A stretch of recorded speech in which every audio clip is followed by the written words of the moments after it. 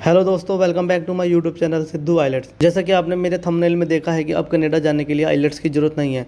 हाँ तो दोस्तों, ये बिल्कुल सही खबर है। आइलेट्स की ज़रूरत अब बिल्कुल भी नहीं है। जो बच्चे आइलेट्स नहीं कर सकते उनके लिए ये बहुत बड़ी खुशखबरी है, क्योंकि ऐसा देखा गया है कि आइलेट्स टेस्ट बहुत ज़्यादा हार्ड होता जा रहा है बच्चों के लिए। जो बच्चे क्रैक नहीं कर पाते, बच्चे थोड़े वीक हैं पढ़ाई में, वो 6.5 बैंड लाने में बहुत ज़्यादा अनेबल हैं। तो इस सिचुएशन को देखते हुए कनेडियन गवर्नमेंट ने एक डिसीजन लिया है। देखते हुए कनेडियन गवर्नमेंट ने एक डिसीजन लिया है, आपको कनाडा का ही एक एग्ज़ाम देना होगा। आप उसे पास कर लेंगे तो आपका इजीली कनाडा के किसी भी यूनिवर्सिटी या कॉलेजेस में एडमिशन हो जाएगा। क्या है उसके लिए, क्या क्या एलिजिबिलिटी है, वो सब मैं आपके साथ शेयर करूँगा इस वीडियो में।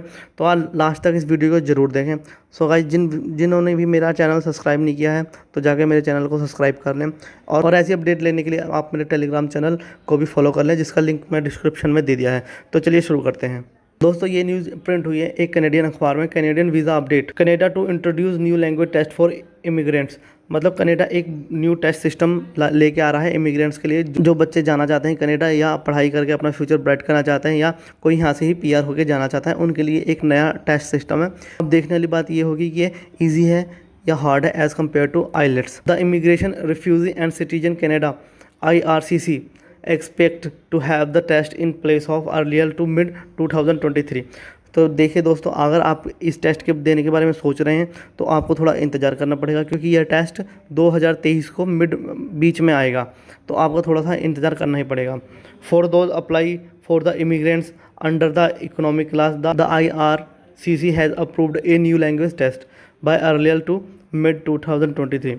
तो देखिए, आपको या तो शुरू में ही आपको एग्ज़ाम पता चल जाएगा 2023 आने वाली है, तो आपको ये टेस्ट आप दे सकते हैं। पर इस टेस्ट के लिए क्या क्या एलिजिबिलिटी है वो आपको जाननी बहुत ज़्यादा ज़रूरी है।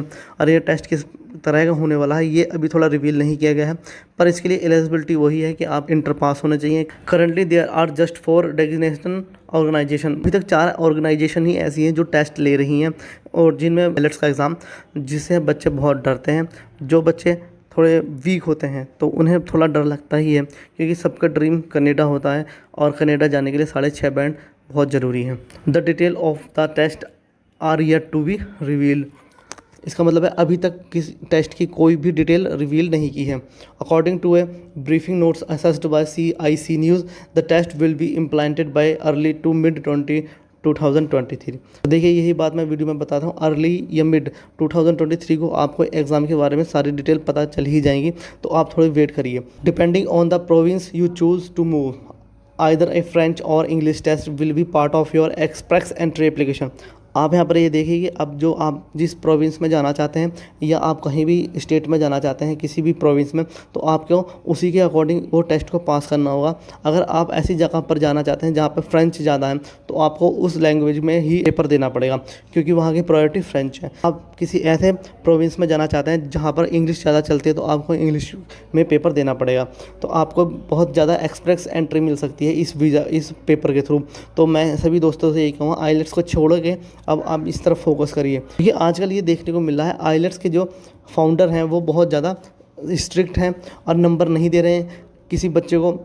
वो ये सोचते हैं कि एक बच्चा कम से कम 3 या 4 बार पेपर दे तब जाके वो पास हो। राइटिंग या स्पीकिंग में नंबर कम रखते हैं, क्योंकि आपके नंबर कम नहीं आएंगे, आप नेक्स्ट बार पेपर दोगे तो थोड़े बहुत उन्हें बेनिफिट हो जाएगा। Get extra point if you have relevant proficiency in both English and French. Currently Canada accept 4 language test. अगर आपके पास कनाडा जा रहे हैं और आपको इंग्लिश भी अच्छी आती है और फ्रेंच भी अच्छी आती है, तो आपको एक एक्स्ट्रा पॉइंट मिलेगा जब आप पीआर होंगे। तो ये देखिए, यहाँ पर इस टेस्ट का एक और फ़ायदा है कि जब आप पीआर होने को होंगे, अगर आपके फ्रेंच और इंग्लिश दोनों अच्छे हैं, तो आपको एक एडवांटेज मिल जाएगा। कनाडा जाते हैं तो आपको जो है चार टेस्ट ही हैं। आपको ये देखिए 4 टेस्ट मेन है। एक तो IELTS international English language testing system, एक है CELPIP Canadian English language proficiency in text programme. देखिए, एक ये है और एक आइल्स है। इसके बाद है TEF टेस्ट एवल्यूशन ड्यू फ्रांसिस, यानी ये फ्रेंच का ही कोई टेस्ट का नाम है, जो अभी इंडिया में तो है नहीं क्योंकि फ्रेंच थोड़ी कम है। और इसका अगला टेस्ट जो है वो TCF है। TCF और TEF ये 2 अलग अलग टेस्ट हैं जो फ्रेंच के होते हैं, और जो ऊपर वाले 2 हैं आइलेट्स और CELPIP ये इंग्लिश लैंग्वेज के टेस्ट हैं। There are some expectations such as spousal sponsorship and temporary immigrant program like International Experience Canada IEC. Most Canadian economy immigration program required proof of language. तो आप इसमें ये साफ साफ बता रहे हैं कि आपको एक लैंग्वेज का प्रूफ देना ही पड़ेगा कि आपको एक इंग्लिश लैंग्वेज में बहुत अच्छी आपको आती है इंग्लिश।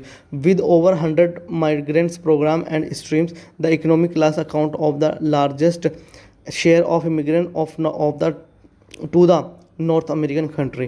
तो देखिए अब आपको मैं बता देता हूँ, एक ये एग्ज़ाम आने वाला है तो आप इसकी तैयारी भी करते रहिए, क्योंकि इसकी तैयारी करने से आपको एक फ़ायदा होगा कि आप आइल्स से तो बचेंगे जो बहुत ज़्यादा परेशान कर रहा है इस टाइम स्टूडेंट्स को, क्योंकि वो फ़ीस बहुत ले रहा है और आपको नंबर भी सही नहीं दे रहा। मेरे तो आज की वीडियो आपको कैसे लगी?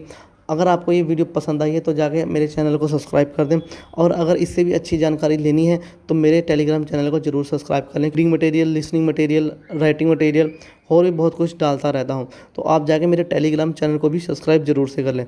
तो थैंक यू दोस्तों।